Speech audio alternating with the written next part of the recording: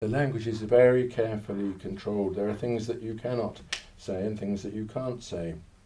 And we've had a recent example of this, that the language is constantly changing in order to prevent new things being said.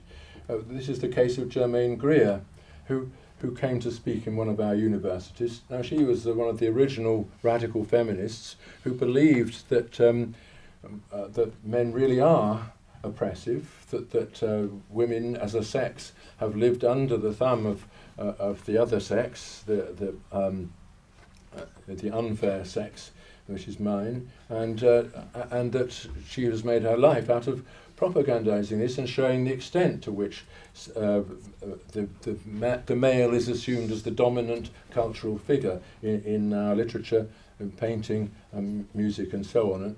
And of course she has cast an awful lot of light on our literary tradition in this way. I mean, she's very much respected, of course, as an outspoken literary figure. But she, giving a university lecture at some point on this, touched on the transgender issue and didn't realise that she should be using the word gender and not the word sex. And she said that men are of one sex and women of another sex, and the fact that a man thinks that he's a woman doesn't mean he's of the female sex. Had she used the correct language and said that, you know, the fact that he thinks he's of the female gender means that he is of the female gender, that would have been all right. But she fell off the edge of the permitted forms of expression and used the word sex properly, and of course exposed what was lurking behind the word gender, namely the desire to make everything a matter of choice, to spread freedom into all the areas where freedom is impossible. So she unwittingly exposed the lie behind a new version of the sexual war. And as a result, she became the latest target for censorship. No platform can be offered to her because she's shown this disrespect for the possibility of transgender identity. She is guilty of transphobia. And that word is now in the vocabulary. You might, we'll have to see just what its subsequent history will be. But anyway, one thing that has been achieved by that particular movement, the radical feminist movement in our universities, is in effect to get rid of the word sex. Because sex refers to a biological fact which we can't deny, it interferes with the freedom and the aspirations of those people who want to deny it. It's created a new victim class, the class of the people who can't stand the truth about biology, human biology.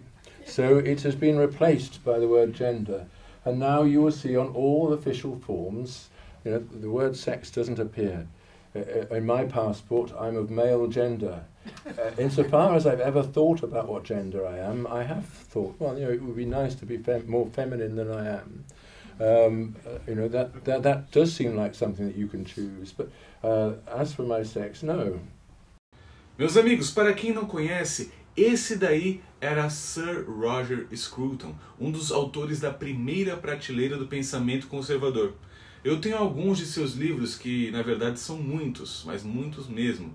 E recomendo demais que qualquer pessoa que queira entender melhor como surgiu e se desenvolveu o conservadorismo, leia os livros de Roger Scruton, que infelizmente nos deixou em 2020. E nessa palestra desse corte desse vídeo que eu coloquei, ele deu em Copenhague, na Universidade de Copenhague, no ano de 2016, ou seja, há 7 anos atrás. E ele comenta justamente sobre como a esquerda progressista e militante molda a linguagem de um modo em que acaba coibindo as pessoas de se expressar sobre o que acontece nos dias de hoje. E é engraçado que ele relata como os próprios termos e pensamentos desenvolvidos lá atrás pelo progressismo, por exemplo, de Germaine Greer, em sua luta pelo feminismo radical, saíram pela culatra e justamente proporcionaram a censura e um dos primeiros cancelamentos de uma esquerdista. Foi como se uma cobra comesse o seu próprio corpo até chegar à sua cabeça. E eu fico imaginando o que Roger Scruton falaria acerca do que vivemos hoje. Partidos políticos de esquerda fiscalizando o que um pastor prega dentro de uma igreja, expulsando professores que não seguem a cartilha de desconstrução dentro de escolas públicas, pedindo prisão de pessoas que simplesmente guiam seus pensamentos baseados em fatos biológicos e não em uma pseudo-liberdade que o próprio Roger Scruton classificou como a de querer ser o que não é a qualquer custo. Agora pensem comigo, como nós, enquanto sociedade, poderemos viver sob o estigma de que a liberdade subjetiva de um grupo deve se sobrepor à liberdade de estabelecer as suas crenças em fatores biológicos ou religiosos em outro grupo?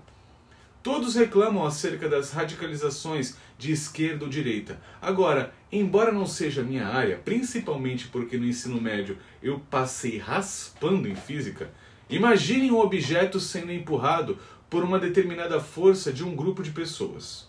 Para esse objeto continuar onde ele está, ou seja, parado, é necessário que exista a mesma quantidade de força sendo feita no sentido contrário, correto? Talvez, se não houvesse essa tentativa radical de desconstruir tudo o que entendemos por sociedade, não existiriam pessoas se opondo e recebendo a alcunha de extrema-direita por esses progressistas, não acham? E para vocês, qual é o papel do conservadorismo dentro dessa onda de perseguição linguística e também da liberdade de crença e de expressão? Deixe aqui nos seus comentários. Um abraço e até a próxima.